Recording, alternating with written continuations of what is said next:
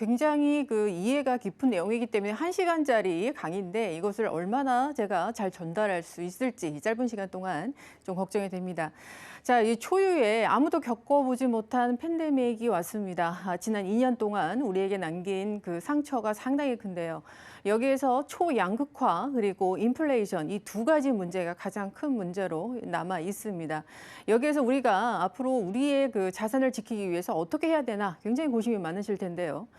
특히 이제 지금 무주택자 분들을 제가 오늘 이렇게 콕 집어서 말씀을 드리는 이유는 가장 위험한 지금 상황에 놓여 있기 때문입니다.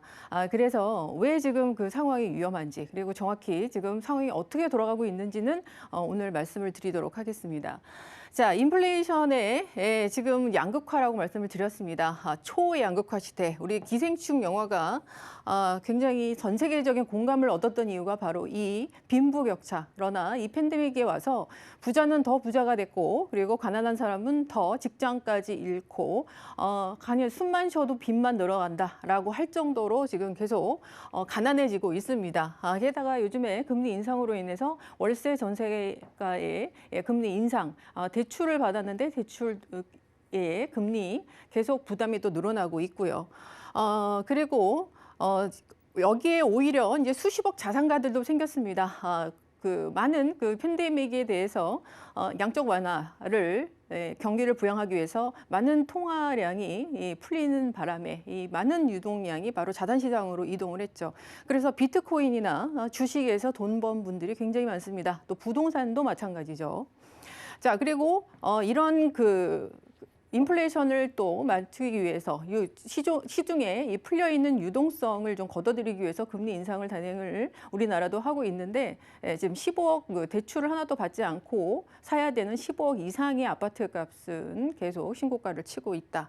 그리고 서울의 재개발 열풍 때문에 빌라 가격까지도 상승하고 있는 그런 상황입니다. 그러나 늘 위기가 오면 또 기회도 있는 법입니다. 늘 경제공황, 이런 대참사 이럴 때 늘 세계의 부호들이 탄생했습니다. 그렇기 때문에 위기와 기회는 같이 옵니다. 다만 여러분이 어떤 선택을 그때 판단력을 내리시냐에 따라서 여러분 미래는 굉장히 많이 바뀐다라는 것을 염두에 두시기 바라고요. 자, 인플레이션 시대에 왔습니다. 지금 미국에서 특히 이제 중앙은행격인 바로 연준에서 계속적으로 공포심을 자극하고 있죠. 그들은 지금 아직도 저금리 0.25%를 유지를 하고 있으면서 올해 7번을 단행할 수도 있다. 4번을 더 올릴 수 있다. 계속 이런 얘기만 하고 있습니다. 그리고 테이퍼링이라고 하죠. 우리가 그 자산 매입 축소 테이퍼링을 지금도 축소를 하고 있습니다. 그러나 돈을 완전히 이제 종료하는 것은 3월이 예상이 되어 있지만 아직 종료는 하지 않고 있고 여전히 미국의 통화량은 계속 지금 풀리고 있는 상황입니다. 자, 그러나 미국 시장이 이렇게 해서 겁먹은 다른 세계 국가, 바로 우리나라를 비롯해서 다른 국가들은 선제적으로 금리를 인상을 단행했습니다. 우리나라는 지금 작년에 의해서 지금 올해 1월까지 1.25% 기준금리 3번의 인상을 했습니다. 이것은 바로 팬데믹이 오기 전 2월에 그 수준입니다. 다시 정상 수준으로 기준금리가 올라가 있는 상태입니다. 자, 그래서 우리나라도 지금 한 3% 정도의 인플레이션, 미국은 40년 만에 온 하이퍼 인플레이션 7%, 한국은 3%, 굉장히 높은 수준입니다. 그래서 이것을 조기에 잡지 않으면 앞으로 이제 하이퍼 인플레이션으로 고착화되기 때문에 이것은 더 큰 문제가 생깁니다. 자, 그래서 또 하나 또 더 터진 게 있죠. 우리나라에서는 금리 인상을 단행할 수밖에 없는 이유가 가계대출에 굉장히 많은 부실이 지금 위험성이 경고가 나왔습니다. 그래서 이것은 가계대출 부채가 굉장히 많이 지금 위험성이 있는 까지 왔기 때문에 이것은 앞으로 이제 금융 위기까지 닥칠 것이다. 그래서 굉장히 경고성 메시지가 나옵니다. 그리고 이런 가계대출이 왜 이렇게 늘어났냐, 부채가 늘어났냐, 이것을 또 우리가 그 정부나 또 일부 지금 폭락론자들이 얘기하길 아파트 살려고 영끌족들이 이 대출을 너무 많이 받아서 이 가계대출이 부실하게 됐다.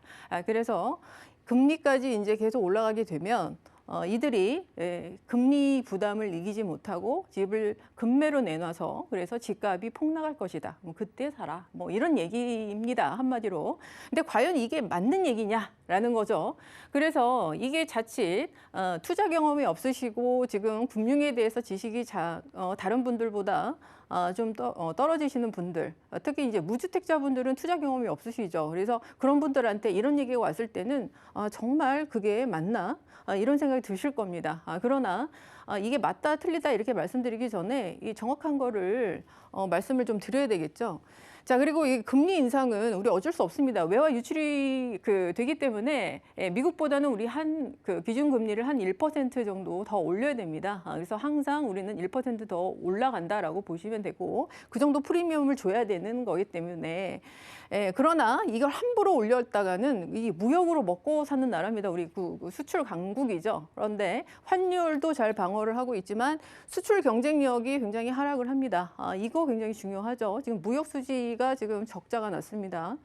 그래서 이거 굉장히 좀 경고를 해야 되는 거고요. 아직 그 내수 경제가 침체돼 있다고 봐야 됩니다. 지금 자영업자들 굉장히 지금 거의 아사 상태죠. 그런데 여기에서 금리 인상까지 뒤에 말씀드리겠지만 이 자영업자들이 지금 대출로 버티고 있습니다. 그런데 금리가 또 인상이 됐네요. 그러면 이거는 어떻게 될까 이렇게 생각을 해보십시오. 그러니까 그 지금 미국만 계속 보면서 우리가 계속 아무것도 생각 안 하고 계속 금리 인상을 할 수 있는 수준은 아니다. 그런 상황은 아니다라는 점을 말씀을 드리는 거고 가계대출 규제가 들어서 가장 힘들어하는 사람이 누굽니까?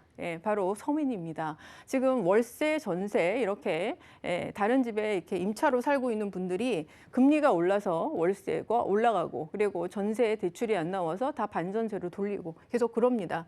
계속 그 내 월급을 월세로 내면서 살다 보면 돈은 언제 모으고 결혼 언제 하고 애는 언제 낳고 집은 또 언제 삽니까? 그래서 계속적으로 지금 힘들어지고 있다라는 점이고요. 자, 요 부분 우리 이제 살펴봐야 되겠죠. 가계대출 그 부채가 정말 연끌족 때문이냐? 그래서 얘들이 금리 인상 때문에 집을 내놔서 우리 그 집값이 폭락할 것이냐 이런 거 좀 이제 볼 필요 있습니다. 그런데 사실 결론적으로 말씀드리면 아닙니다. 그리고 이 정도 사태가 오면 이거 중산층이 몰락합니다. 그리고 20, 30대들 지금 한창 일할 나이 이분들이 무너진다. 그럼 경제 무너진다는 얘기입니다. 그거는 이제 사실 우리가 입 밖으로 이렇게 되라고 얘기를 하면 안 되는 얘기입니다. 한국 경제 무너지라는 얘기거든요. 나는 집을 못 샀으니까 너는 샀지, 너 좀 망해봐. 이런 나쁜 생각으로는 절대 좋은 나라가 될 수 없습니다. 그러니까 여러분 이런 생각을 추후에도 하지 마시고 지금 서울 아파트 전세가과 매매가가 계속 이제 상승을 하고 있고 지금 대출이 지금 막혀 있으니까 사지는 못하지만 전세값 이런 임대값들은 오르고 있다라는 기사고요. 문정부 들어서 서울 시민의 40만 명이 경기 인천 수도권으로 빠져나갔다라는 얘기입니다. 이 높아진 집값을 견디지 못하고 나갔다는 얘기죠. 그렇기 때문에 과연 우리가 지금 이 상황에서 무주택자들은 어떻게 해야 될까? 집값이 떨어질 것 같다라는 얘기가 있고, 그래서 지금 내가 살면 집값이 더 떨어질 텐데, 그동안 또 집도 안 샀는데 꼭 지금 사야 될까? 뭐 이런 여러 가지 고민들이 있으실 겁니다. 자, 그러면 도대체 이런 일이 왜 벌어졌는가를 이제 좀 봐야 되겠죠. 자, 팬데믹으로 돌아갑니다. 2020년 3월에 팬데믹 선언을 미국에서 했습니다. 이때 미국에서는 2008년 금융 위기 때가 한번 왔었죠. 우리 다 알고 계시지만 이때 3조 달러를 풀었습니다. 6년에 걸쳐서 경기 부양을 하기 위해서. 그런데 같은 3조 달러를 단 3개월 만에 똑같은 3조 달러를 풀었습니다. 어마어마한 돈이 3개월 동안에 풀렸다는 얘기입니다. 6년 동안 풀렸던 돈이. 그리고 제로 금리를 단행했습니다. 그래서 경기 부양을 위해서 주식시장이 폭락하는 것을 막고 그런 것들을 이제 방어를 했죠. 한국도 마찬가지입니다. 2020년 코로나 선언되면서 이 경기 침체를 방어하기 위해서 똑같이 기준금리를 0.5%로 낮추고 그리고 대출을 증가시키면서 이 대출금을 받은 서민들이 이것을 써주기를 바라면서 경기가 다시 살아나기를 바랬지만 이 돈이 다 어디 갔습니까? 시중에 이 유동성, 많이 넘쳐난 유동성이 모두 자산 시장으로 왔습니다. 그래서 대표적인 자산 시장인 바로 부동산과 주식에 사람들이 투자를 했고, 이 저금리 시대에 아주 투자 환경이 좋은 시대가 왔기 때문에 많은 분들이 주식시장에서 돈을 벌었고 부동산으로 돈을 벌었습니다. 자, 그리고 여전히 시장에는 이 많은 통화량이 돌아나입니다. 그렇기 때문에 많은 물가가 상승, 인플레이션이 왔죠. 이것은 우리나라뿐만 아니라 전 세계적인 지금 문제거리입니다. 집값도 전 세계적으로 선진국들, 미국, 뭐 여러 유럽 국가들, 그리고 우리나라뿐만 아니라 집값이 최대로 폭등을 했고요. 주식시장도 화랑을 맞고 있죠. 자, 그러나 문제는 인플레이션입니다. 인플레이션이 계속되게 되면 하이퍼 인플레이션으로 오면은 도대체 이 통제가 안 됩니다. 그래서 이것을 빨리 막기 위해서 각국들이 이제 긴축 경제를 만들기 위해서 양적 완화를 이제는 중단하자 이렇게 얘기가 나왔습니다. 자, 그런데 우리가 선택한 것은 금리 인상, 그것까지는 뭐 미국도 하겠다고 했으니까. 그런데 가계부채가 우리는 급속하게 증가했다라는 점이 다릅니다. 미국은 지금 고용이 증가하고 있고 임금이 인상이 되고 있습니다. 경제가 살아나고 있습니다. 거기에 현재 풀려 있는 이 통화량까지 같이 맞불려서 7%라는 인플레이션, 하이퍼 인플레이션이 왔는데 이상하다. 우리도 이렇게 와야 되는 거 아닙니까? 똑같이 풀었는데. 네, 근데 왜 우리는 가계부채가 이렇게 급속하게 증가를 해서 이게 패닉 셀링으로 가서 집값 폭락이 얘기가 나오죠? 왜 다른 결과가 나오는 겁니까? 라는 의문이 드실 겁니다. 답은 여기 있습니다. 자, 여기 한번 보죠. 이 지금 그 두 그래프가 있는데요. 한국의 정부 부채가 선진국의 팬데믹 이전에 비해서 3분의 1 수준입니다. 그러나 한국의 가계부채는 선진국에 비해서 3배 수준으로 크게 증가를 했습니다. 같이 뿌렸는데 왜 이런 결과가 났죠? 게다가 정부 부채가 나간 거 아닙니까? 재정이 굉장히 똑같이 뿌려졌는데 왜 우리만 선진국에 비해서 가계부채가 3배가 늘었을까요? 자, 여기 보시면 개인 사업자들의 가계대출 급등이라고 돼 있습니다. 우리가 영끌족들은 개인 사업자들이 아니죠. 직장인들이거나 뭐 다른 사람일 수 있습니다. 그런데 가계대출, 그러니까 영끌족, 주택 하려고 지금 이 개인 사업자들이 하진 않습니다. 그렇기 때문에 이거는 우리가 이렇게 보셔야 되는 거죠. 이 자영업자들이 이것을 하기 위해서 했다는 겁니다. 대출을 많이 받았다는 거죠. 자, 그래서 이 원인의 그 결과는 이겁니다.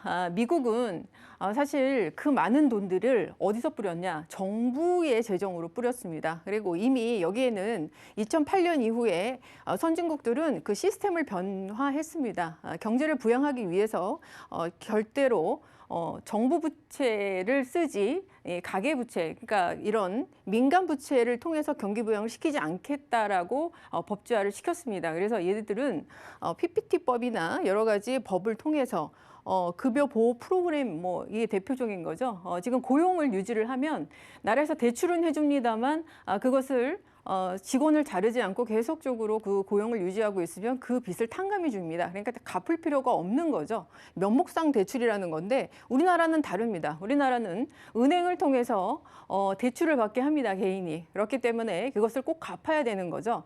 지금 나는 2년 동안 매출이 없고 계속 빚만 늘어가는데 또 은행에서는 독촉이 옵니다. 그래서 가계 부채가 지금 늘어났다. 이게 바로 선진국과 우리나라의 다른 점입니다. 그래서 제가 이거 왜 얘기를 드리냐면 정부를 비판하는 게 아니라 이건 시스템적인 문제고 다만 집값을 올리기 위해서 영끌족들이 지금 이 금리 인상과 그 주 원인이 아니라는 겁니다. 그렇기 때문에 팬데믹 이후에 우리가 금리 인상과 이 인플레이션을 막기 위한 여러 가지 그게 있을 겁니다. 그런데 물가가 계속 오르고 경기 침체는 된다. 이게 스태그플레이션이죠. 그러니까 금리를 계속 올렸음에도 물가를 못 잡으면 스태그플레이션이라는 또 부작용이 옵니다.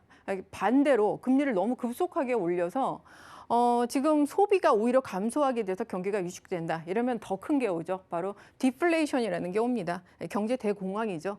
그래서 여러분 그 집값이 폭락된다는 말, 이런 말 함부로 하시는 거 아닙니다. 이것은 우리나라 경제 망하라고 하는 얘기이기 때문에 절대로 지금 이 그 시스템, 금융 시스템을 아셔야 됩니다.